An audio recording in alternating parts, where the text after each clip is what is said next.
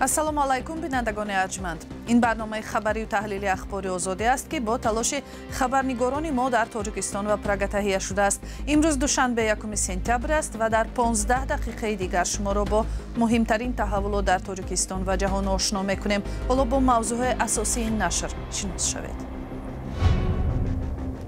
бар асари заминларзае бо қудрати 6 дараҷа дар шарқи Афғонистон садҳо нафар куштаву захмӣ ва хонаҳои мардум тахриб шудааст. амалиёти кӯмак ба мардуми манотиқи офатзада идома дорад. нишасти сарони кишварҳои созмони ҳамкориҳои Шонхой дар Чин. созмон тасмим гирифт ки дар Тоҷикистон маркази мубориза бо қочоқи маводи мухаддирро таъсис диҳад. оилаи ҷавоне ки баъди газидани саг ҷон дод бемасъулиятии табибонро сабаби марги фарзандаш медонад. табибон мегӯянд сари вақт кӯмаки тиббӣ расонида шуд, вале бемор наҷот наёфт. новобаста аз ёрии аввали расонда ваксинатсияҳои зидди хорӣ гузоништанд оқибат ба фавт оварда расонд. шумори қурбониёни зилзилаи пурқудрате дар шарқи Афғонистон садҳо нафарро ташкил медиҳад. заминҷунбие бо қудрати 6 дараҷа дар наздикиҳои шаҳри ҷалолободи воқеъ дар сарҳади Покистон соати 11:45 дишаб 31 август рух дод. муассисаи амрикои зилзиласанҷӣ гуфт маркази ларзиши замин дар 27 километри шимолу шарқи ҷалолободи Афғонистон будааст. ҷузъиётро аз ҳамкорам Тоҳири Сафар мешунавем. зилзилаи мудҳиш шаби гузашта ва ҳангоме рух дод ки бисёриҳо дар хоб буданд. Абдулматин Қонеъ, сухангӯи вазорати корҳои дохилии ҳукумати Толибон гуфт, дар вилояти Кунар 610 нафар кушта шуданд, 1300 каси дигар ҷароҳат бардоштанд ва хонаҳои зиёде ҳам вайрон шуданд. дар вилояти Нангарҳор 12 нафар кушта ва 255 кас маҷрӯҳ шуданд. як сокини вилояти Нангарҳор ба бахши дарии радиои Озодӣ гуфт ки хонаҳои зиёди мардум дар ин ҷо ба хок яксон шудааст. ӯ аз ҷумла гуфт хонаҳо ба хок яксон шуданд, мардум ба кӯмакҳои тиббии фаврӣ ва хӯроквориву дигар васоили рӯзгор эҳтиёҷ доранд. айни замон чархболҳо бо маъмурони наҷот ба деҳоти дурдаст дар шарқи Афғонистон мешитобанд то бозмондагонро аз зери вайронаҳои хонаҳои гилин берун кунанд. ин фалокат аҳволи толибони ҳоким бар Афғонистон ва мардуми онро ҳам бадтар мекунад ки бо буҳрони башарӣ даст ба гиребон ҳастанд. кӯмакҳои байналмилалӣ ҳам камтар мегиранд ва паноҳҷӯёни зиёди афғонистониро ҳам аз ҳамсоя кишварҳо хориҷ мекунанд. ба гуфтаи зилзилашиносон такони замин дар умқи 8 километр будааст. сокинони Исломобод, пойтахти Покистон, дар фосилаи 300 километрӣ аз маркази зилзила ларзиши заминро эҳсос карданд. заминларзаро шаби гузашта сокинони шаҳри Кобул ҳам эҳсос карданд. фалокат чанд рӯз баъд аз обхезӣ дар вилояти Нангарҳор рух дод ки мардум дар он ҷо ҳанӯз бо паёмадҳои ин офати табиӣ даст ба гиребон ҳастанд. дар обхезӣ дасти кам 5 кас кушта шуд ва киштзору хонаҳои мардум осеб дид. афғонистон як кишвари осебпазир дар баробари заминларза ва воқеъ дар қаторкӯҳҳои ҳиндукуш аст ки тахтаҳои тектоникии ҳинду авросиё зери он ба ҳам мехӯранд. соли гузашта дар пайи силсилаи заминларзаҳо бештар аз 1000 нафар дар Афғонистон кушта шуданд ки ин нишондиҳандаи осебпазирии яке аз қашоқтарин кишварҳои ҷаҳон дар баробари фалокатҳои табиист.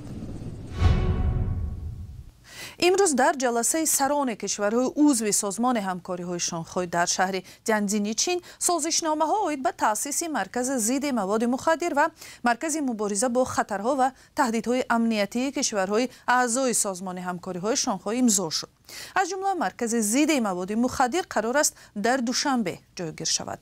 президенти Тоҷикистон Эмомалӣ Раҳмон ки дар ин ҷаласа суханронӣ намуд, бунёди чунин муассисаро барои мубориза бо ҷиноятҳои сангини фаромилӣ муҳим номид.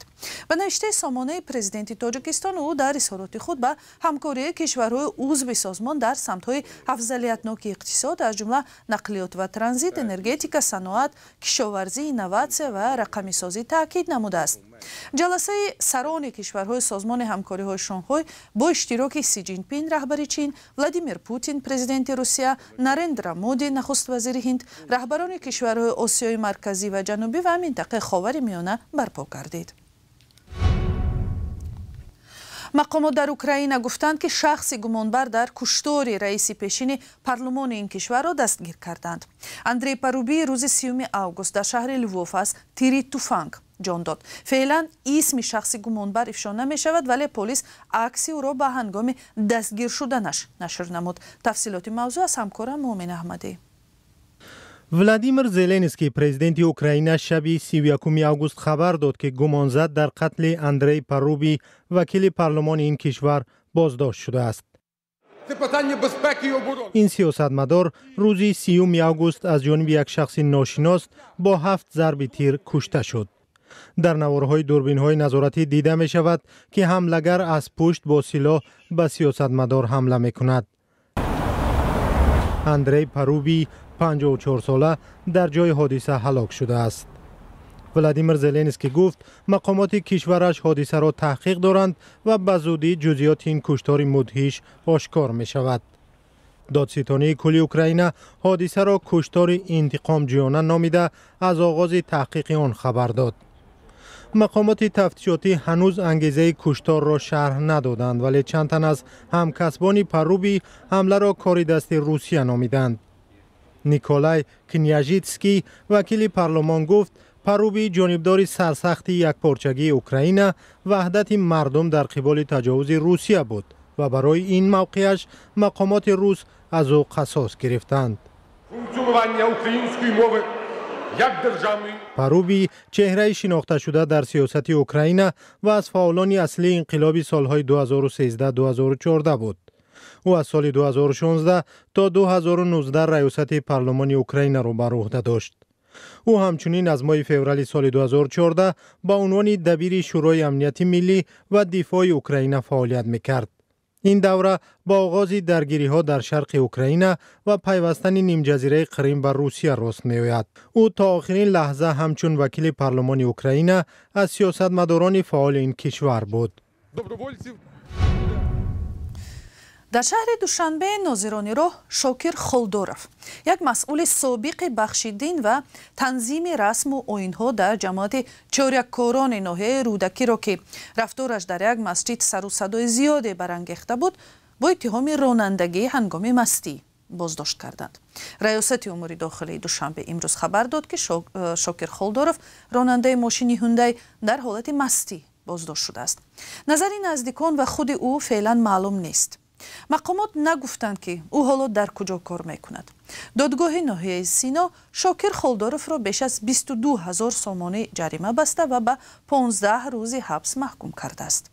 نام این فرد ماه اکتبر سال 2017 سری زبان ها شد وقتی او وارد مسجد دهه مهرآباد ناحیه رودکی شده نمازگزاران را دشنام‌های قبیح داد. او در ویدیویی که نشر شده بود ادعا میکرد که این مسجد دهه غیر قانونی است و ساکنان با وجود منع عبادت در آنجا نماز میگذارند. مقامات آن زمان گفتند که خلدورov را جریمه بسته تنبیه دادند ولی به کارش ادامه میدهد. بعد این حادثه در یک صحبت با رادیوی آزادی خلدورov از رفتارش اظهار پشیمانی کرده معذرت خواسته بود.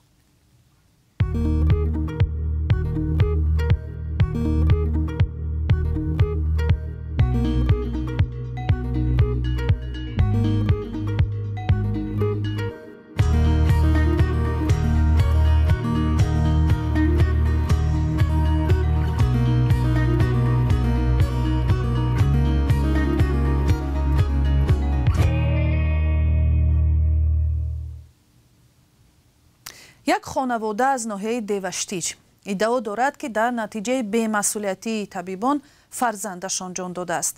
ایلهام براتوف 26 ساله را نیمه ماه ایول امسال سگ گزید، ولی با وجود طبابت و دارو و درمان این جوان را نجات دادن نتوانستند. طبیبان میگویند تمام کمک ضروری طبی را سریع وقت رسانیدند. دادستانی حادثه را مورد سنجش قرار داده است. فرزان محمدی تفصیلات بیشتر دارد.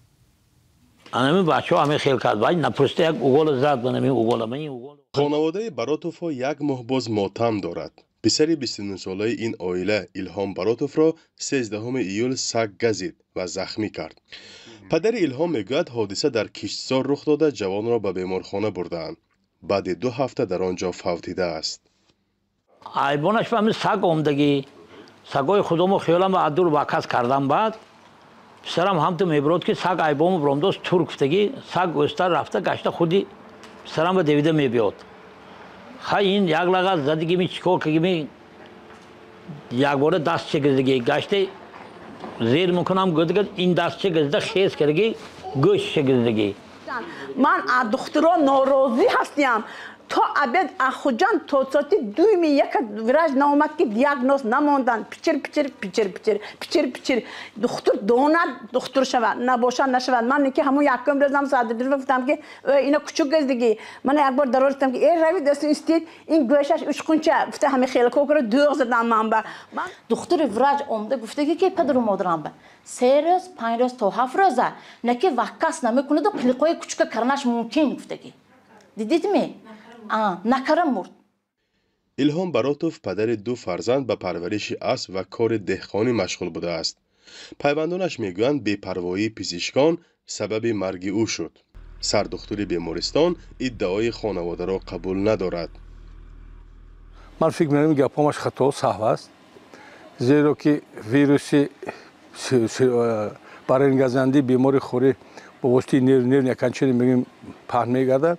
علاقه پس از قریب 2 ساعتی گرفتن جراحت بیمار با بستر شدگی بیمارستان با نو بس از یاری اول رسونده واکسیناسیون های ضد خوری گذاشتن عاقبت به فوت آورده رسوند. آن چیزی که بیشتر عائله براتوف ها را ناراحت کرده است معامله درشت طبیبان با بیمار و با ارغمچین بستن و دارو گذرانیدن به بدن ایلهام براتوف است. به گفته آنها به احتمال زیاد از تأثیر دارو بیمار فوتیده است. من به سوالم به جواب دیدم. ایکای من طرفی کوچک شد میگفتم. و همون سردکتر گفتن که خیزیتون. همه سوالش به جواب دیدم. چون سوالش به جواب نمیدیدم گفتم. من سانی و یا گفت که هم تو خیزی هیچی نگفت. طرفی کوچک نشده باشه گفتم چون و یا همین خیلی تا همین درجه بستان خودی مول بوین گفتم. گپ نزدن این چیز بیام.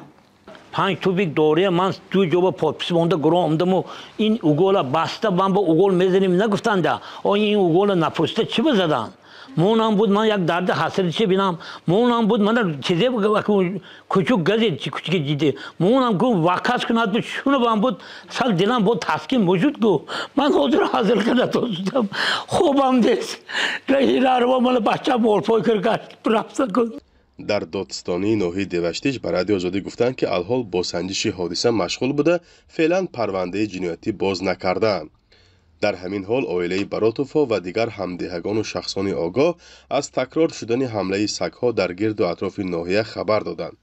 تصدیق رسمی چنین وضعیت دسترس نشده است. فرزان محمدی، رادیو آزادی ناحیه دیوشتیج. مقامات قرغیزستان میگویند مرزبانان ازبک 2 شهروند آن کشور را در یکی از گوشه‌های مرزی بین 2 کشور کشتند. کمیته امنیت ملی قرغیزستان گفت سرحدبانان ازبکستان جسد کشته شدگان را روز 1 سپتامبر از طریق گذرگاه بیمق به مقامات قرغیزستان سپردند و هر دو را برای تشخیص طبی به یک سردخانه شهر کربین بردند. سرحدبانان ازبکستان هنگام ملاقات با همتایان قرغیز خود گفتند که این 2 نفر روز 15 اوگوست هنگام عبور غیر قانونی از یک قسمت مرز که قرغیزستان، ازبکستان و قزاقستان را به هم می‌پیوندد به فرمان مرزبانان ازبک اطاعت نکردند و به همین سبب آنها مجبور شدند که به سمت فراریان تیر اندازند. در نتیجه به گفته مرزبانان ازبکستان هر 2 کشته شدند. معلوم نیست که شهروندان قرغیزستان در آن گوشه مرز چی میکردند. مقامات امنیتی قرغیزستان گفتند که بعد تحقیق همه جانبه حادثه جامعه را از نتیجه آن آگاه میکنند. و در همین جای نشر برنامه اخبار آزادی به اتمام میرسد. سپاس که تا این لحظه ها با ما بودید. برای خبرهای بیشتر لطفاً سر بزنید به سامانه azadi.org. اینچنین از صحیفه های ما در شبکه های اجتماعی اینستاگرام، تلگرام و تیک تاک و فیسبوک استفاده کنید. اگر خود شما هم شاهد کدام خبر یا حادثه بودید لطفاً با رادیو آزادی در میان گذارید. سپاس و خداحافظ.